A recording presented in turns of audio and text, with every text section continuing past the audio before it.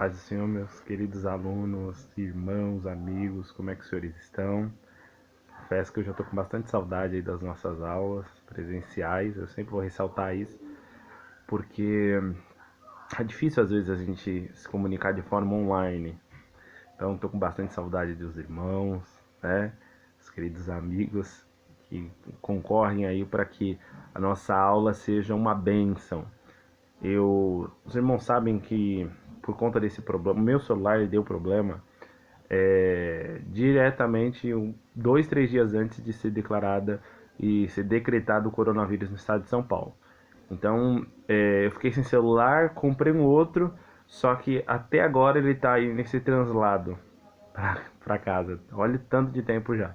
Então, tô tendo bastante dificuldade para gravar os vídeos, para a gente fazer as nossas aulas online, né? Mas eu creio que vai ser bênção, vai ser vitória. A gente vai conseguir explanar, né, extrair todo o conteúdo necessário que a gente necessita e vai ser uma benção. Essa aula de hoje vai ser a continuação da nossa aula da semana passada. Vocês lembram que a gente trabalhou missiologia, um pouco de conhecimento de cultura judaica, né? Foi uma benção, graças a Deus, foi muito boa. E a gente vai continuar nesse mesmo passo, né? Nessa mesma pegada, o que a gente veio falando na aula anterior. Talvez essa aula vai ser um pouco mais enxugada, até para uma orientação da nossa coordenação, do nosso coordenador, o professor Jean. E eu tenho certeza que vai, mas mesmo sendo enxugada, nós vamos conseguir delimitar bem, delinear bem o conteúdo relacionado à missiologia. Não fugindo do nosso contexto da apostila, isso vocês vão ver a partir do capítulo 2 já, eu gostaria que vocês abrissem a Bíblia aí em João capítulo 14, versículo 8 e 7, tá bom? Só para a gente entender um ponto interessante da missiologia, e esse ponto, um dos versículos que eu vou ler com vocês agora, primeiro é esse de João capítulo 14, versículo 8 e 9. Seguinte, Felipe disse a Jesus, Senhor, mostra-nos o Pai, isso nos basta. Jesus respondeu, disse, Felipe, há tanto tempo estou convosco e não me conhece? Quem me viu, viu o Pai. Agora eu vou pedir para que vocês acompanhem o próprio capítulo 14, só com alguns versículos antes, né? De João capítulo 14, versículo 6. Jesus ele falou, eu sou o caminho, a verdade e a vida. Ninguém vai ao Pai senão por mim. Lembrando que Jesus ele utilizou essas três expressões porque um dos termos, ou os nomes designados às portas, no Antigo Testamento, as portas elas tinham um nome para ser acessadas ou para se acessar o tabernáculo, o chacão, o mexicão, o lugar santo e o lugar santíssimo. Então Jesus ele sabia que a primeira porta era a porta chamada caminho. A segunda porta era a verdade. E a última porta para entrar já no lugar santíssimo era a porta da vida, que era assim chamada. Então Jesus ele falou, olha, eu sou a primeira porta, eu sou a segunda porta e eu sou a última porta. Não dá para acessar lá de trás sem passar por mim. Não dá para estar no meio, no trânsito entre uma e outra sem mim. E não dá para chegar no lugar mais especial sem mim. Lembrando que o templo tinha uma capacidade de até 70 mil pessoas nos dias lotados, né?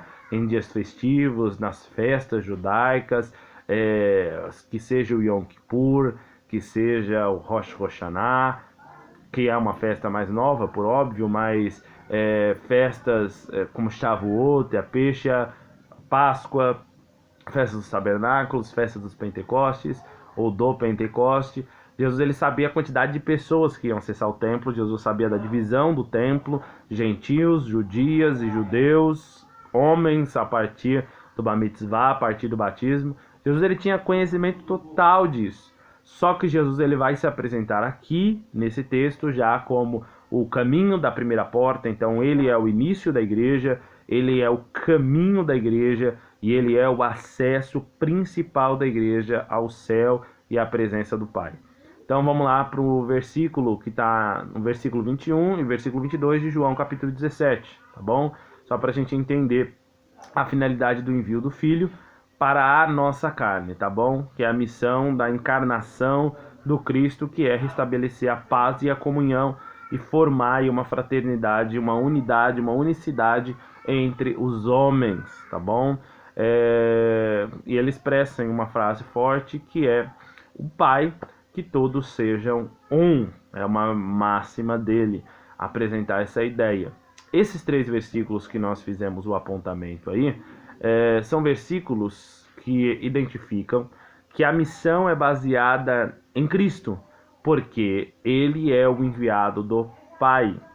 É importante que nós observemos isso numa ideia ampla, extensa, lato sensu, e uma ideia também estrita, para que a nossa mente acompanhe o porquê o judeu ele vai negar Jesus e a salvação vem para nós.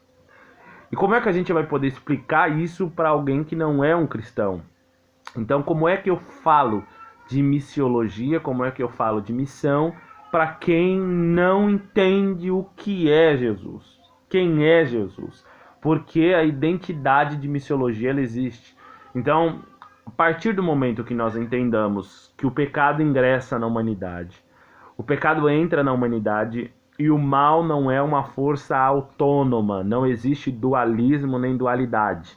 Não existe bem e mal no sentido autônomo, existe bem e a ausência do bem minoritariamente é o mal. Então, o mal é a ausência de Deus, ele não existe por natureza própria. O diabo não é o Deus da maldade, o diabo é um representante do mal. A partir desse momento que nós vemos o ingresso do pecado na humanidade, nós vemos uma consequência, um degringolar da humanidade em relação à subversão no pecado. O homem cada vez mais manchado pelo pecado se ausenta de Deus e Deus por inúmeras vezes começa a restabelecer os seus desígnios e propósitos no coração do homem. Então, Noé vem, Noé envia a pomba que volta, após enviar o corvo, por óbvio, envia a pomba e quando a pomba volta trazendo um ramo de oliveira, um representativo inicial. Abraão vem e faz uma brite, uma aliança, e a aliança que Deus ele faz com Abraão é que faria a descendência de Abraão como areia, como pó, como as estrelas, uma quantidade absoluta de descendentes de Abraão, que é chamado inclusive de pai Abraão. Essa proporção do sacrifício de Abraão identifica a intimidade. Deus então elege um sacrifício de holocausto. E além do sacrifício de holocausto, um sacrifício emissário. Então, o bode expiatório, o bode emissário. Os sacrifícios no Yom Kippur, o dia do perdão. Um bode levava os pecados do sacerdote, do sumo, e outro bode era enviado para o deserto com os pecados do povo. Ambos os bodes representavam a ideia de levar sobre si o pecado de outrem. O sacrifício, então, ele vem como um cordeiro, o cordeiro que era imaculado. Os judeus, então, em diversas comunidades judaicas, aquelas segregadas, que vocês sabem que mesmo na época de Elias, por exemplo, não havia comunidades perfeitas dentre as tribos. Não havia. Então, por exemplo, Tisbe era uma comunidade judaica segregada, não fazia parte de Israel propriamente dita. Ela era apartada como era na época de João Batista, os essênios, que eram judeus, sacerdotes que viviam no deserto para fazer cópias da Bíblia Sagrada e não aceitavam aquela ideia idolatra, aquela ideia conivente com o pecado que os judeus eles tinham em Jerusalém. Então, a gente observa algumas comunidades que eram separadas do convívio de Jerusalém e Israel pelo pecado que entrou lá, então eram separadas por Deus, na verdade, né? Eram separadas pelo próprio Deus para viverem e dedicar-se a Deus. Então, os próprios judeus dessas comunidades separadas começaram a erguer a ideia de que o Messias seria o Mashiach ben Levi, outras comunidades o Mashiach ben Davi. Umas acreditavam que Jesus seria um sacrifício apenas, e outras acreditavam que Messias viria da descendência de Davi como um guerreiro. As duas ideias estão corretas porque as duas se ligam entre si.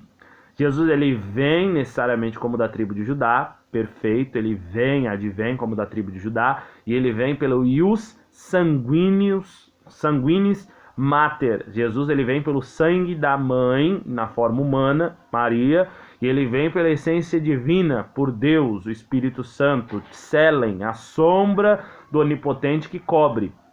Os judeus então observaram isso em Jesus, na matéria do Gadol Malach, o grande rei, ele é o grande rei, e após isso nós vemos Jesus sendo sacrificado, ou levado a sacrifício na cruz, então representando que ele também é um sacrifício vivo, que teve um sacrifício absoluto por todos nós.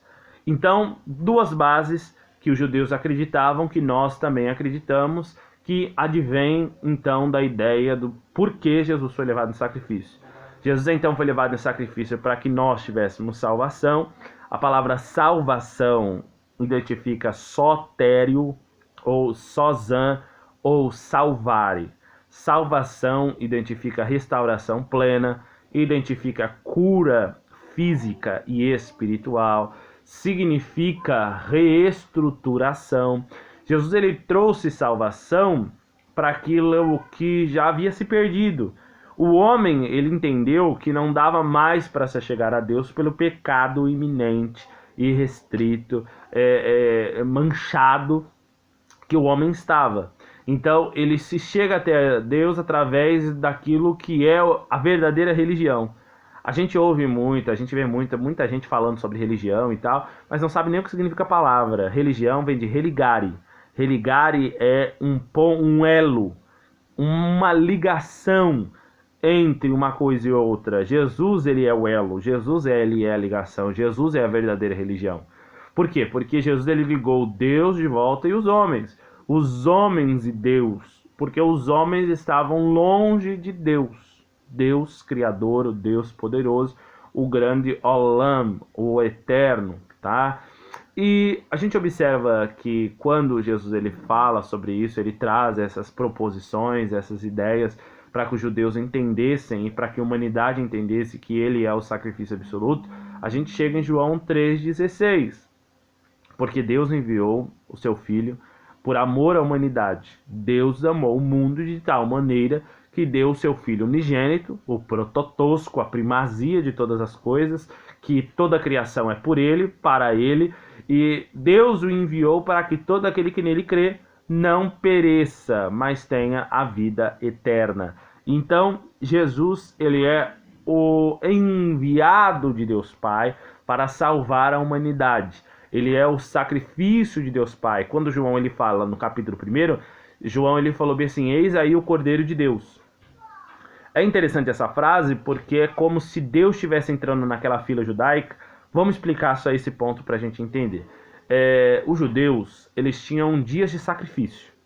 Então, se você for em Israel até hoje, o judeu ele vai questionar, por exemplo, por que Jesus ele entregou a sua vida, ele faleceu, Jesus, aquele sentido, né? Não entrando numa briga patrística se Deus morreu ou não, mas falando de Jesus, quando ele foi para a cruz, no caso, na sexta-feira, não seria dia de sacrifício. Então, alguns judeus diriam que isso seria uma inverdade, né? E aí tem uma discussão muito severa, só que nós, dentro do campo da teologia, entendemos que seria uma quinta-feira estendida, como ocorre em Israel. Mas aí já é outro assunto, né? Quando então Jesus ele foi levado ao sacrifício, os judeus eles tinham um costume. O costume dos judeus era fazer uma fila fora do templo, à medida que entrava no templo, até chegar na grande grelha. Tinha uma grelha, e essa grelha era para levar o sacrifício, era para fazer o sacrifício. Então, o judeu ele fazia uma fila, ele ia para o templo, levava o seu melhor sacrifício, e quando chegava no templo, ele levava o seu sacrifício nas mãos, o que ele tinha de melhor, e ele ia e apresentava ao sacerdote: eis aqui o meu cordeiro, esse é o cordeiro que eu tenho para sacrificar para Deus. E aí ele pegava, levava para o sacerdote ia, colocava o cordeiro nos lombos, cortava um pedaço da jugular do cordeiro, deixava o sangue esvair. Quando o sangue se esvaía totalmente, ele pegava o cordeiro e antes do sangue esvair, uma observação, ele pegava o sangue do cordeiro e colocava nas 4 pontas, nos 4 cantos do altar. E aí quando o sangue descia, quando o sangue escorria, o que acontecia? Ele pegava o cordeiro, tirava as vísceras do cordeiro, colocava as vísceras separadas, colocava o cordeiro no altar e deixava o cordeiro assar. Tinha partes que eram exclusivas para Deus, que assavam até virar cinzas. Tinha uma parte que ia para a família e outra parte, por óbvio, ia para o próprio sacerdote para manutenção do templo. Só que quando a gente observa isso, lembrando, ressaltando, as pessoas pegavam a fila para ir levar o seu melhor. Então, pai de família, por exemplo, no caso se fosse eu pegaria um cordeiro, minha esposa, minha filha, e quando eu entrasse com elas no templo, eu falaria a elas: olha, fiquem ali, eu vou levar o meu sacrifício, já venho retornar para ficar com vocês. E eu pegava a fila, levava o meu cordeiro e deixava ele assando naquela grande, era uma gigantesca grelha para assar o sacrifício, porque o sacrifício ele não parava. Para vocês terem ideia, foi necessário colocar até uma seta de ouro que ficava refletindo entre o sacrifício e ficava bem de frente à grelha, entre o sacrifício e o céu, porque tinham aves de rapina que ficavam voando. E para que elas não pegassem o sacrifício, não estou falando de só aves, como por exemplo o urubu ou o corvo que comem carnes em putrefação, estou falando de animais que comem carne, aves que comiam carne, aves carnívoras. Essas aves poderiam descer e roubar o sacrifício. Então, para não acontecer isso, Herodes, na época de Jesus, mandou colocar uma grande grelha, né, para refletir, para não deixar a ave de rapina descer. Então, uma grande grelha não, desculpa, uma grande seta, né, de ouro para não deixar a ave de rapina descer, porque isso confundia a ave. Então, depois de explicar tudo isso, a gente entende uma coisa, que quando a ave de rapina, as aves de rapina elas sobrevoavam e não conseguiam descer, Jesus, em todo aquele íntere que o judeu entendia que o sacrifício é absoluto, que o sacrifício é perfeito, que o sacrifício tem que ser imaculado, o judeu ele pegava aquela fila com a maior alegria, cantando um terrilim, cantando um louvor a Deus para agradecer por aquilo, mas ele pegava a fila. Aí Deus, ele vai apresentar também o seu sacrifício. João ele fala: eis aí o Cordeiro de Deus. É como se de uma forma figurada Jeová Mirachamim tivesse descido, pegado a fila e levado o sacrifício dele na grelha. E tivesse falado: agora eu vou sacrificar. Sacrificar absolutamente, perfeitamente. Vou sacrificar, tá bom? Então esse sacrifício é absoluto. E cabe a nós levar essa mensagem por todo mundo. Pelo mundo inteiro. Cabe à igreja como função primária, prioritária, preponderante e inexcusável, indesculpável da igreja, levar a missão. A missão da igreja é levar o evangelho. O evangelho é evangelion, boas novas, tá bom? Isso é importante porque além da igreja ter a função primária de realizar a missão, Mateus 28:18 diz algo importante. Jesus, no momento de nos dar um mandato missionário, e uma diferença, missiólogo e missionário, você sabe a diferença? Pensa aí, se você fosse me responder em sala de aula, né? Se não for o Neilton, você, que é normal, me responder a diferença entre missiólogo e missionário, o que é que você responderia? Te responde na próxima aula, tá bom? Não me deixe esquecer, não. Mas olha, tem diferença entre missionário e missiólogo, tá bom? Mateus 28:18. Jesus, no momento de nos dar um mandato missionário, mandato no sentido de cargo eletivo aqui, no sentido de eleição, fomos eleitos por Deus para isso, olha que legal, proclamou solenemente que o Pai lhe tinha dado todo o poder. Poder em grego é dunamis, é dinamite. Todo poder foi dado a Jesus.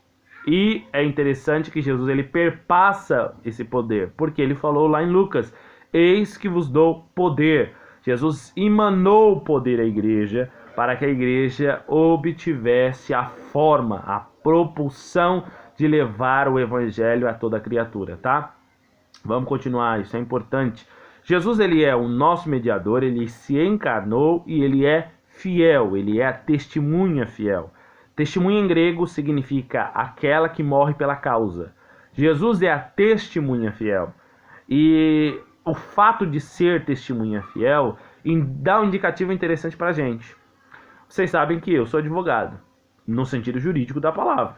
Mas agora, nós não devemos ser advogados da fé. Pedro, ele era advogado da fé.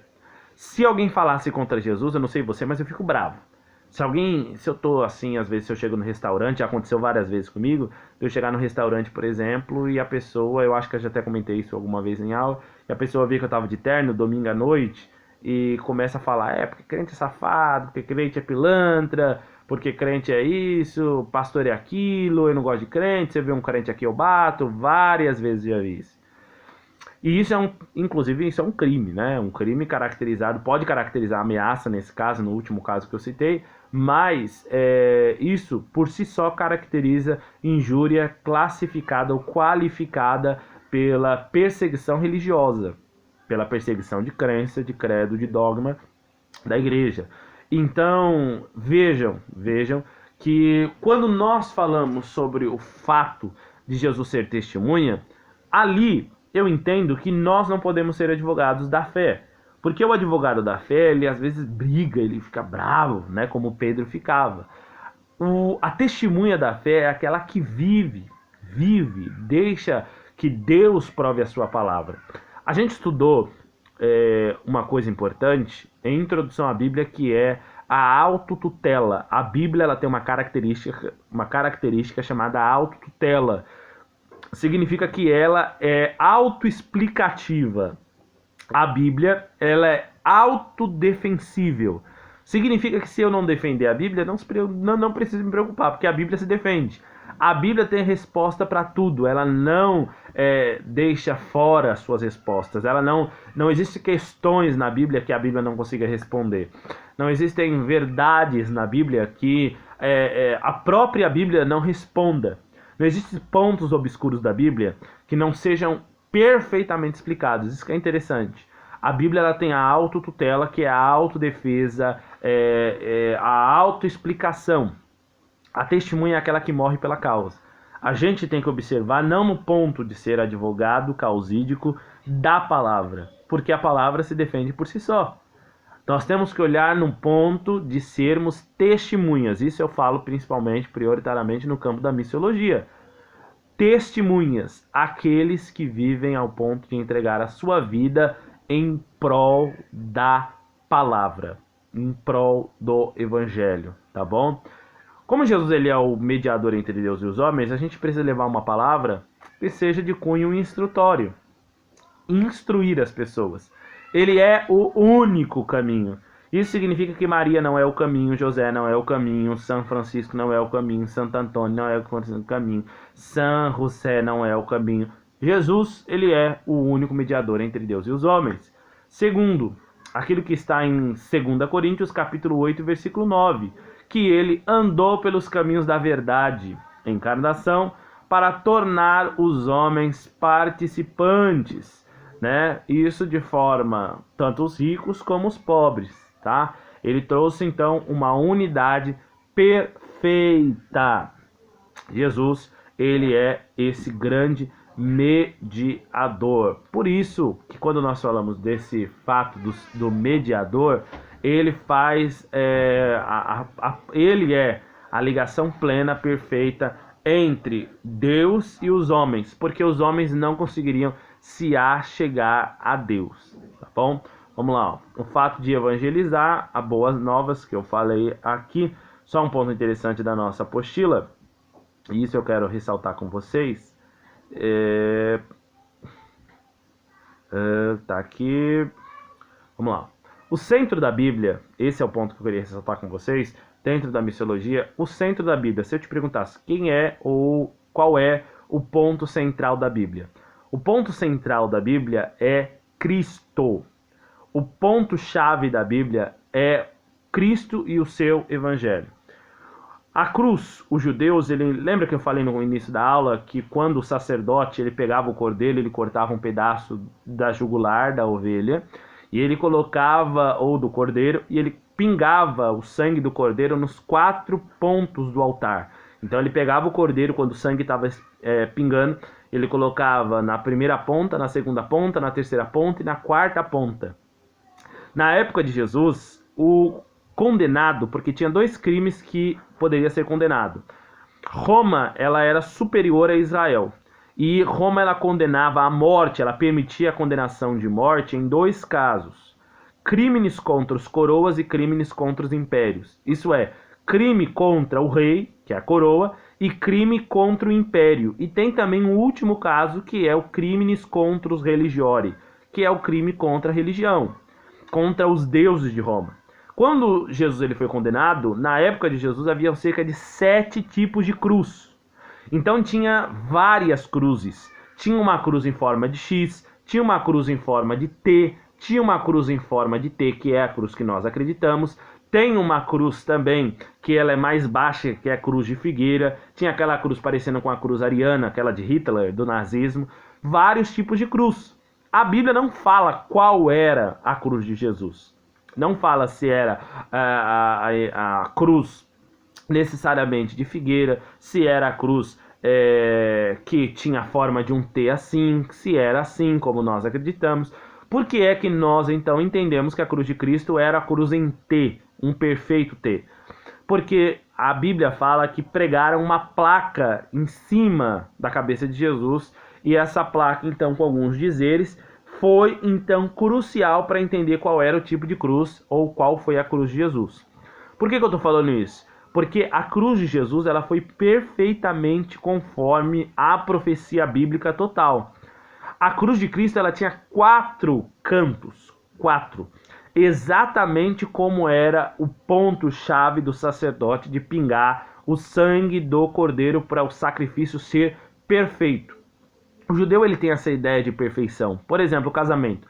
O casamento judaico ele dura alguns dias, pode ser até 7 dias, de festas, comemorações, mas para o casamento judaico ser perfeito, ele tem que fazer 7 ciclos. Então, o judeu, quando ele quer casar, ele não fala: você aceita ela como sua legítima esposa? Sim. Você aceita ele como seu legítimo esposo? Sim. O judeu não fala isso. O judeu ele pega e, em regra, dá voltas na mesa. Então, o rapaz ele pega a moça, segura a mão da moça e dá uma volta com ela na mesa, outra volta, outra volta, outra volta, outra volta. Isso significa que eles estão para sempre ligados e não dá mais para desfazer a volta.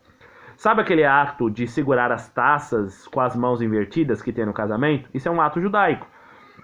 Quando os dois eles bebem do conteúdo da taça, depois jogam uma taça no chão e a taça quebra, isso é judaico.